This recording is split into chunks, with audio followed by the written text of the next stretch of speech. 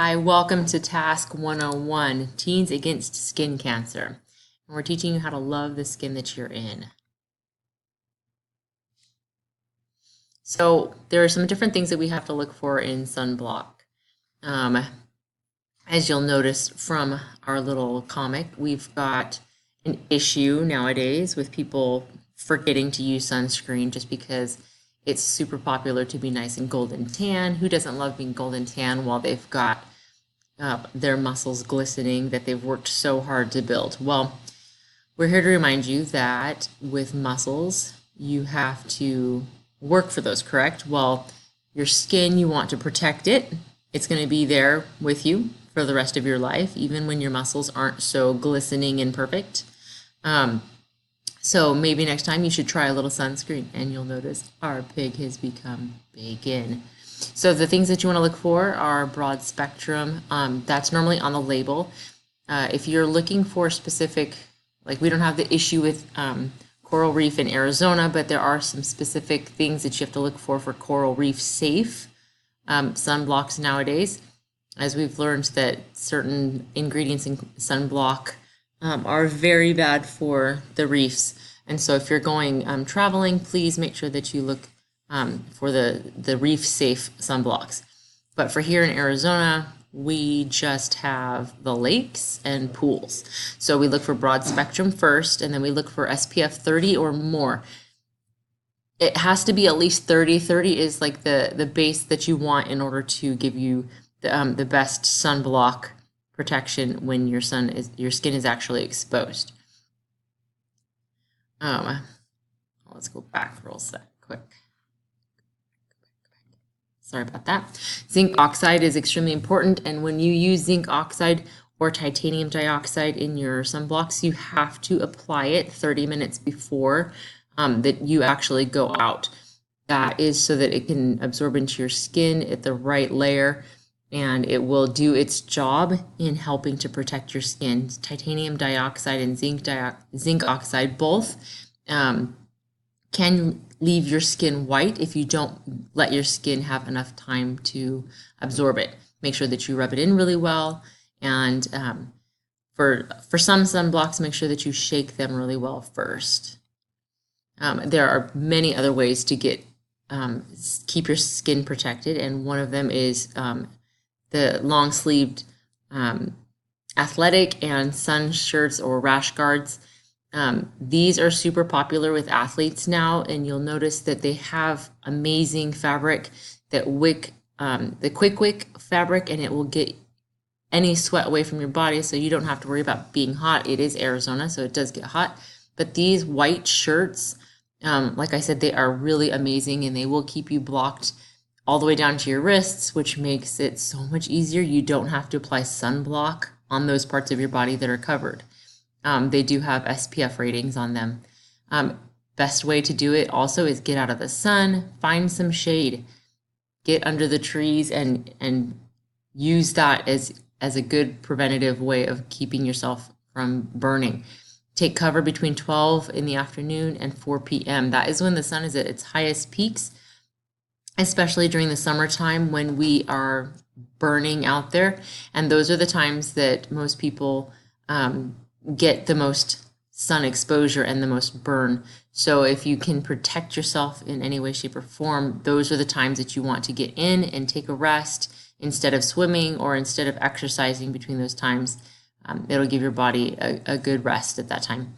Use a rash guard or swim shirt, like we said before. Wear hats or sunglasses. These doesn't have to be a big floppy hat. It can be a sun hat or just a regular baseball hat.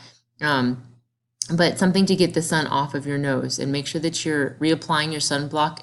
Do not forget the back of your neck and the tops of your ears and your nose. Those are the places that you will know, you'll see in a little bit, that are the easiest damaged. Hydrate. This is something that people forget often when we are out in the sun and working or exercising or doing different things. We don't realize that we need to stay hydrated. Hydrated skin actually, it absorbs the sunblock better, and it allows the sunblock to do a better job at making sure that your skin is protected. But It also keeps you from burning. By having the moisture in your skin is less likely to burn and cause a lot of sun damage. And it's best to get hydrated the day before. You'll notice that you get more dehydrated and more exhausted if you don't hydrate the day before. So if you're going to be doing something extracurricular outside, or have practice outside or anything like that, guys, just make sure that you drink water the day before and the day of. And then when you're actually in the sun, make sure you continue to drink water, and water is best. People sometimes will throw back sodas instead. Just remember that soda has salt in it, but it also has sugar in it, which can be okay, and it helps you to rehydrate a little bit. But when you're drinking in the heat, make sure that you're drinking water. Just because you're swimming does not mean you don't need to drink water. Make sure that you're drinking water when you're swimming, because it will continue to leach even though you're swimming, your body is still sweating and excreting water. And so you have to make sure that you're replenishing that. And cold water isn't necessary. Don't worry about the temperature of the water.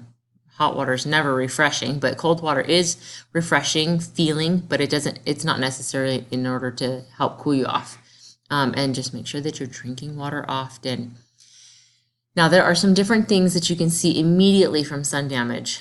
Reapplication of sunblock is extremely important. As you can see here with our apples, we've got 5 apples here, and you can see the difference in application of shade to these different apples. We had a test, and we had different layers of shade provided to these apples. And as you can see, the one that was just in the straight sun is burned and does not look very appealing. So reapplying your sunblock is very necessary in order to continue to protect your skin. Not having the right blockage is very, very bad. As you can see with the next young man, he applied sunscreen to half of his face and no sunscreen to the other half of his face. With the sunscreen, you can see with the ultraviolet light, he is fully protected on that side of his face. On the other side of his face, you can see where the sunspots are, where he has a little bit of sun damage already. And then our wonderful Will Ferrell helps to remind us to pay attention to the time that you're actually spending in the sun. If you don't pay attention to the time that you're spending in the sun, please just get inside and seek some shade, because even once you get inside, your sun is going to continue to cook and burn. Don't get caught up in the fads that are going around right now. In the past few summers, we've had a lot of teenagers and young adults decide that they think that sunburn tans are awesome. They will do anything from the Superman logo on their chest to putting their hand on their chest, or writing things on their friends' backs in sunblock and then letting their friend burn and not realizing the damage that they're actually causing their skin. When they do these things, it adds to the times that you've been burned. And because of that, you are more apt, you are 5 times more likely to come down with skin cancer for each time that you have had sunburns in your life. So be smart, wear your shade, apply sunscreen, carry sunscreen sticks. Those are amazing for reapplying to your face. The sunscreen sticks are so awesome. And make sure you protect your lips too. If you can get a sunblock moisturizer for your lips, that's even better. There is long-term damage. In this first picture, we've got wrinkles and sunspots. We've got the sunspots on this young lady. She is not over the age of 45, and she already has sunspots that are starting to appear on her skin, and that nobody wants that. They were cute little freckles when she was younger, and then they started to conglomerate and gather together. The gentleman in the next picture, you can see he is a trucker. He has the left side of his face has been exposed to sun for the entire time he was a career trucker. And you can see the difference between the left side of his face, which was in the cab of the truck, and the right side, which was exposed to the sun out that window, the car window, not even running around in the sun.